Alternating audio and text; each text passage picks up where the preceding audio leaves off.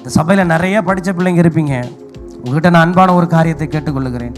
ஒரே ஒரு கேள்வி, இந்தியாவில் ஏன் தமிழ்நாட்டில் மட்டும் இவ்வளவு கிறிஸ்தவர்கள் இருக்கிறார்கள்? ஏன் தமிழ்நாட்டில் மட்டும் இவ்வளவு ஊழியக்காரங்க? ஏன் தமிழ்நாட்டில் மட்டும் இவ்வளவு சபைகள்? ஏன் தமிழ்நாட்டிலிருந்து நிறைய மிஷினரிகள் வெளியே போகிறாங்க? வேர்ல்டு வைடு எந்த நாட்டுக்கு போனாலும் அங்கே ஒரு தமிழ் மிஷினரி இருக்க தான் செய்கிறாங்க.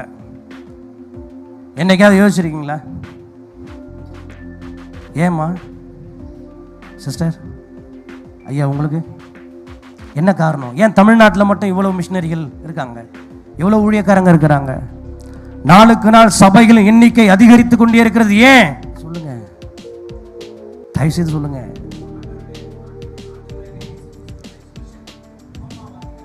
Very good, very good, very good. வேற நான் என்ன எதிர்பார்க்கிறேன்? மிஷினரிகள் எப்படிப்பட்ட மிஷினரி? தொப்பியில கூழ் வாங்கி குடிச்ச ராக்லண்ட் மாதிரியா? 24 வயதுலேருந்து தரையில எழுதி எழுதி எழுதி பைபிளை மொழிபெயர்த்துட்டு 37 வயசுல ஸ்டொமக் கேன்சர்ல இறந்து போனார அந்த சீகன் பால்கு மாதிரியா? என்ன காரணம்?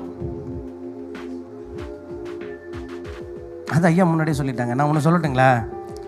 நம்முடைய கைகளில் நம்ம மொழியில பரிசுத்த வேதம் இருக்கிறது. That is the reason. That is the reason. இது ஒண்ணுதான் காரணம். இந்தியாவில் 1600 மொழிகளுக்கு அதிகம் உண்டு. ஆனா எல்லா மொழிகளிலும் வேதம் இல்லை. நான் எல்லா சபையிலும் வாலிபர்களை பார்த்து நான் அழைக்கிற ஒரு காரியம் உண்டு. ஏன் நீங்க ஒரு மொழியை கத்துக்கிட்டு இந்தியாவில் ஒரு மொழியில பைபிள் மொழிபெயர் பண்ண முடியாது? தரிசனம் உங்களுக்குள்ள உருவாகட்டுங்க.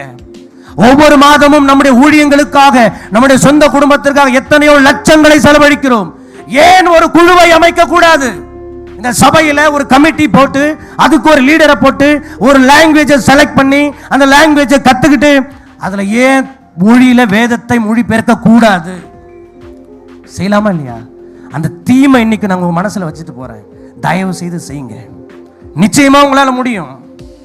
சீகன் பால்குக்கு பிறகு 380 மிஷினரி தரங்கம்பாடிக்கு வந்து 3 வேதாகமத்தை நம்ம கையில கொடுத்துருக்குறாங்க. சிஸ்டர், அதை விட சிறப்பான ஊழியம் இருக்க முடியுங்களா? சொல்லுங்க, நீங்க இருக்க முடியுமா? முடியவே முடியாது.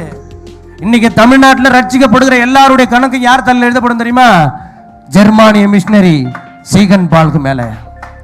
தயவு செய்து நீங்க ஒரு முடிவு எடுங்க.